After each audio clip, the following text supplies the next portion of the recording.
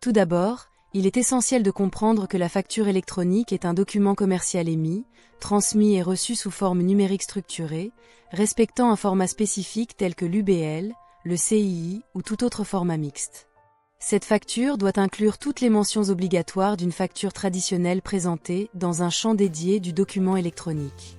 Parmi ces éléments figurent le numéro de sirène du fournisseur et du client, la date d'émission, l'adresse de livraison si elle diffère de celle du client, et d'autres informations requises. La transmission de la facture électronique se fera désormais par le biais d'une plateforme de dématérialisation privée, qui est un partenaire agréé par l'administration. Les méthodes traditionnelles telles que l'envoi de factures scannées ou de fichiers PDF par email ne seront plus considérées comme conformes.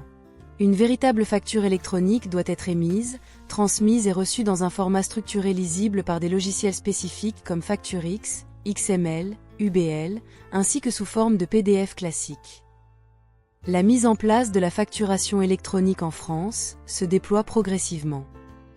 À partir du 1er septembre 2026, les grandes entreprises et celles de taille intermédiaire devront se conformer à ces nouvelles règles, suivies des PME et micro-entreprises à partir du 1er septembre 2027.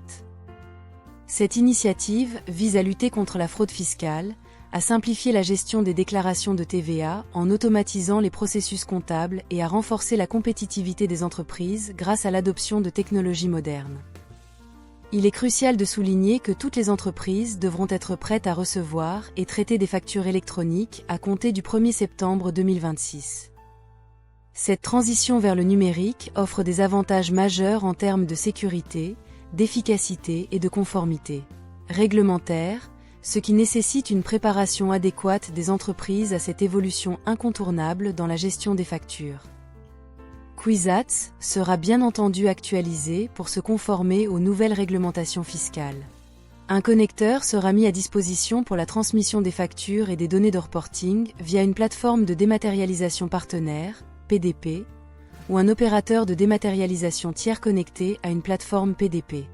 Pour la vente aux particuliers ou à l'étranger, bien que la facturation électronique ne soit pas obligatoire, l'entreprise devra tout de même transmettre des données de transaction à l'administration. En conclusion, la transition vers la facture électronique représente un changement majeur dans l'émission et la réception des documents comptables des entreprises. Cette évolution offre des avantages significatifs en termes de sécurité, d'efficacité et de respect de la conformité réglementaire. Ainsi, il est essentiel que les entreprises se préparent de manière proactive à cette transformation incontournable dans la gestion des factures.